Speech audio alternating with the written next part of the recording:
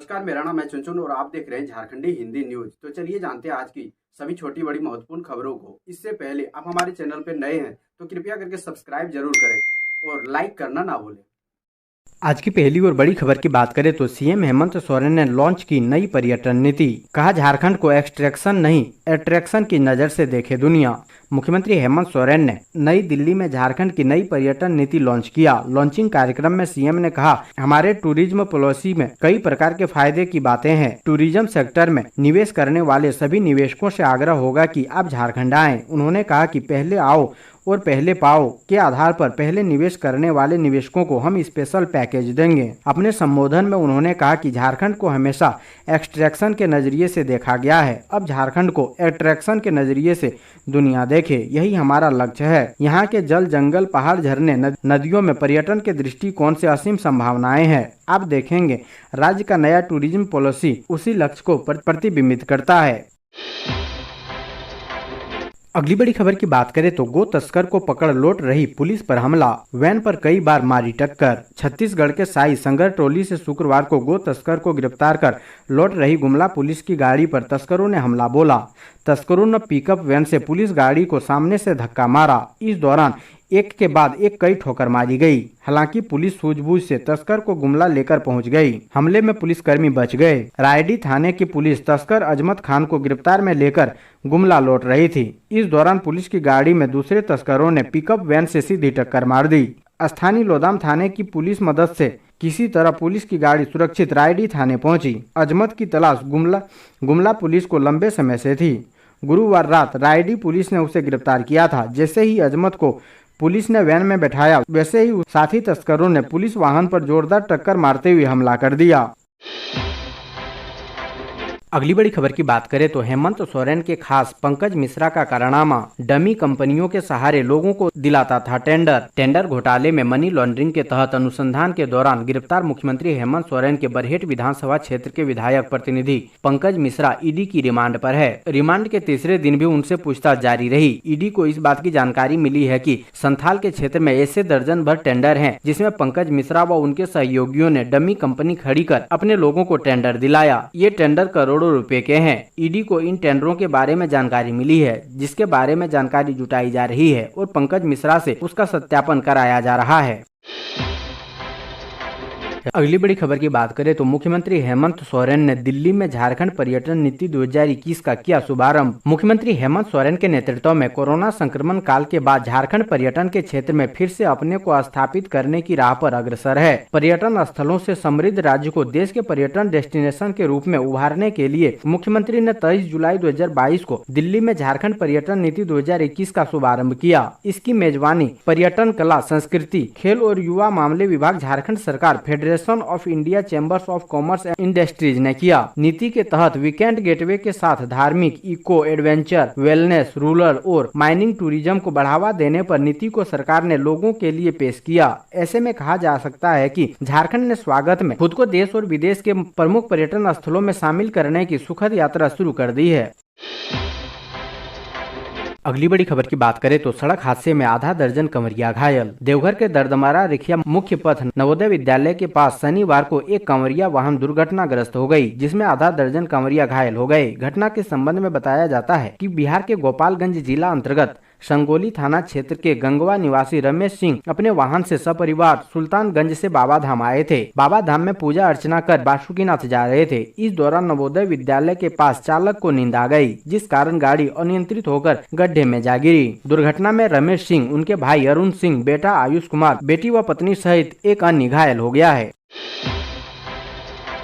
अगली बड़ी खबर की बात करें तो द्रौपदी मुर्मू राष्ट्रपति में महत्वपूर्ण निर्णय लेने से नहीं करेगी परहेज। झारखंड में राज्यपाल रहते हुए उठाए थे ये बड़े कदम। देश के 15वें राष्ट्रपति के रूप में नवनिर्वाचित द्रौपदी मुर्मू के बारे में विपक्ष कह रहा है कि वे रबर स्टाम्प साबित होगी। राष्ट्रपति चुनाव में उनके प्रतिद्वंदी रह चुके यशवंत सिन्हा ने भी कहा था कि द्रौपदी मुर्मू वादा करें कि केवल रबर स्टाम्प साबित नहीं होगी। चुनाव परिणाम आने के बाद भी उन्होंने मुर्मू को बधाई देते हुए कहा कि आशा करते हैं कि वे राष्ट्रपति के रूप में बिना भय और पक्षपात के संविधान के संरक्षक की भूमिका निभाएगी। लेकिन हकीकत यह है कि द्रौपदी मुर्मू नियम कानून की पक्की है। उन्होंने झारखंड के राज्यपाल के रूप में कई मौके पर यह साबित भी किया था। यहाँ यहाँ तक कि अपनी ही सरकार का विधेयक लौटाने की न केवल हिम्मत दिखाई बल्कि अपने निर्णय पर अड़ी भी रही। उनका यह निर्णय कितना सही था उसका अंदाजा इससे लगा सकते हैं कि तत्कालीन सरकार को उक्त विधेयक को निरस्त करना पड़ा था। तत्कालीन सरकार उसे दोबारा राजभवन की स्वीकृति के लिए नहीं भेज सकी थी। इसके अलावा उन्होंने कई ऐसे निर्णय लिए जिसके काफी सराहना हुई थी। अगली बड़ी खबर की बात करें तो कोरोना का कहर एक बार फिर शुरू। कोरोना से महिला की मौत, 2 डॉक्टर समेत 32 संक्रमित मिले। अब तक जिले के 1137 लोग कोरोना से हो चुकी है मौत। पूर्वी सिंहभूम में कोरोना का कहर एक बार फिर शुरू हो गया है। 5 दिन बाद शुक्रवार को साकची की रहने वाली 63 वर्षीय महिला की मौत हुई है। महिला हाइपरटेंशन, गठिया व एनीमिया से पीड़ित थी। तबीयत खराब होने पर 19 जुलाई को टीएमएच में इलाज के लिए भर्ती कराया गया था। इस तरह से अब तक जिले के 1137 लोगों की मौत कोरोना से हो चुकी है। इससे पहले 16 जुलाई को भी जिले में कोरोना से एक मरीज की मौत हुई थी। शुक्रवार को कोरोना संदिग्ध 765 सैंपल की जांच हुई। इसमें 32 नए मरीज मिले। इनमें 2 डॉक्टर, 2 स्वास्थ्य कर्मी, 1 बच्चा, 2 परिवार के सभी सदस्य भी शामिल है।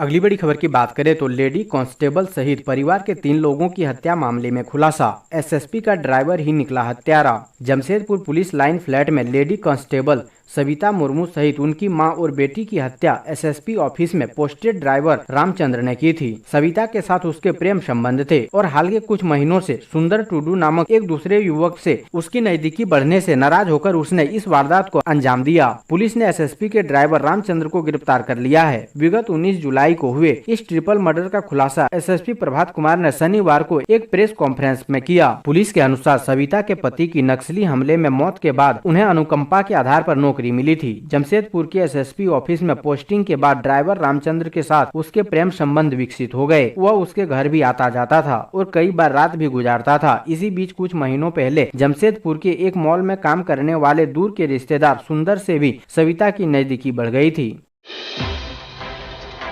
अगली बड़ी खबर की बात करें तो शिक्षा मंत्री शिक्षकों पर गरजे। मध्य विद्यालय बांधडी में ठनका गिरने की घटना के बाद शिक्षा मंत्री ने घायल छात्रों का हाल जाना और स्कूल जाकर कमरे का किया निरीक्षण। जेना मोड़ में राजकीय कृत मध्य विद्यालय बांधडी में ठनका गिरने की घटना के बाद राज्य के शिक्षा मंत्री जगन्नाथ महतो स्कूल और घायल छात्रों को देखने अस्पताल पहुंचे। मंत्री जगन्नाथ महतो ने घायल छात्रों का हाल जाना और विद्यालय में शिक्षकों और शिक्षा समिति अध्यक्ष से बात की। शिक्षा मंत्री ने इस दौरान स्कूल के कमरे का भी निरीक्षण किया और स्कूल की व्यवस्था को देखकर उन्होंने शिक्षकों को फटकार लगाई। शिक्षा मंत्री ने जल्द विद्यालय की बिजली व्यवस्था को ठीक करने का निर्देश दिया। मंत्री ने कहा कि भगवान का शुक्र है कि एक बड़ी घटना होते होते बच गया। शिक्षा मंत्री ने कहा कि मैं 10 दिनों के अंदर तड़ित चालक लगाने का निर्देश डीओ को देता हूं। उन्होंने कहा कि 11वें दिन तड़ित चालक देखने आएंगे। विद्यालय में बिजली व्यवस्था को दुरुस्त करने के लिए निर्देश दिया है। शिक्षा समिति के अध्यक्ष को कहा गया है कि जो भी काम यहाँ करना है उसकी लिखित आवेदन दें। सभी काम को पूरा करने का काम करें।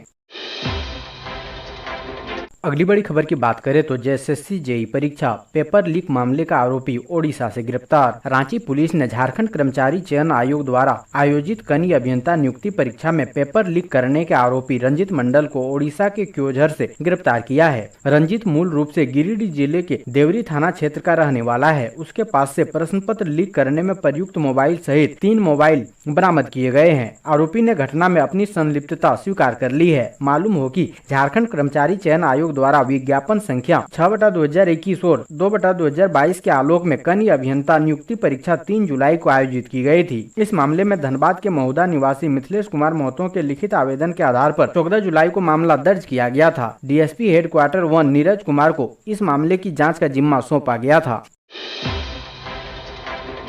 अगली बड़ी खबर की बात करें तो रांची के नामकुम में डायन होने के शक पर देवरानी ने जेठानी की कर दी हत्या, आरोपी गिरफ्तार। झारखंड की राजधानी रांची के नामकुम इलाके के जामुन टोली में शनिवार सुबह करीब 5 बजे डायन बिसाही के आरोप में एक महिला की निर्मम हत्या कर दी गई। जानकारी के मुताबिक जब मृतका सुबह 5 बजे घर के बाहर चापा नल के पास बर्तन धो रही थी, तभी आरोपी बोशा देवी ने उसके गले और सिर पर धारदार हथियार से हमला कर दिया, जिसमें सीमा देवी की मौत हो गई। हत्या की सूचना मिलते ही पुलिस मौके पर पहुंची। पुलिस ने हत्या में प्रयुक्त लोहे के सामान को बरामद कर लिया। साथ ही आरोपी बासो देवी को भी गिरफ्तार कर लिया।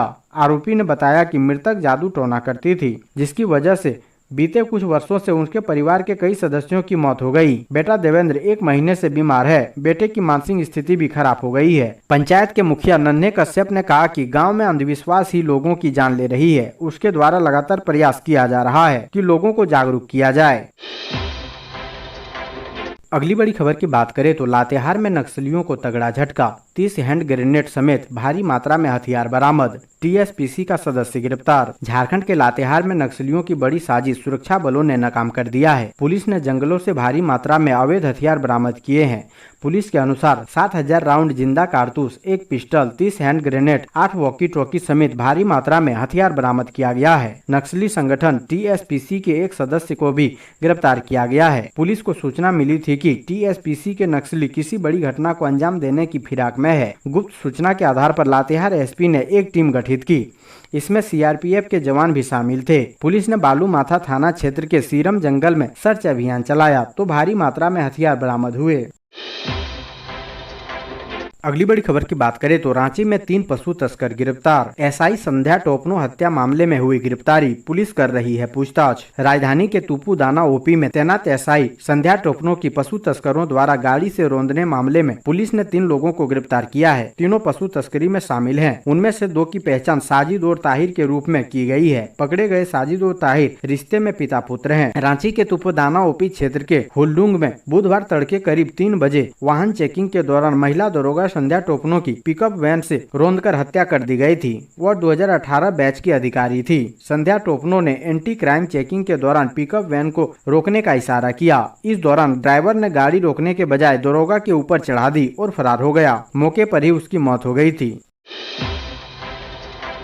अगली बड़ी खबर की बात करें तो स्वास्थ्य मंत्री के भाई गुड्डू गुप्ता बन सकते हैं पूर्वी सिंहभूम कांग्रेस के जिला अध्यक्ष। स्वास्थ्य मंत्री बन्ना गुप्ता के भाई गुड्डू गुप्ता पूर्वी सिंहभूम में कांग्रेस के जिला अध्यक्ष बन सकते हैं। गुड्डू गुप्ता ने शनिवार को बिट्टूपुर स्थित तिलक पुस्तकालय में पूरे जोर शोर के साथ अपनी दावेदारी पेश की है। वह अपने दर्जनों समर्थकों के साथ कांग्रेस के जिला कार्यालय तिलक पुस्तकालय पहुंचे थे। माना जा रहा है कि गुड्डू गुप्ता का जिला अध्यक्ष बनना तय है। स्वास्थ्य मंत्री बन्ना गुप्ता इसके लिए एड़ी चोटी का जोर लगाए हुए हैं और अलकमान तक बात पहुंचा दी गई है।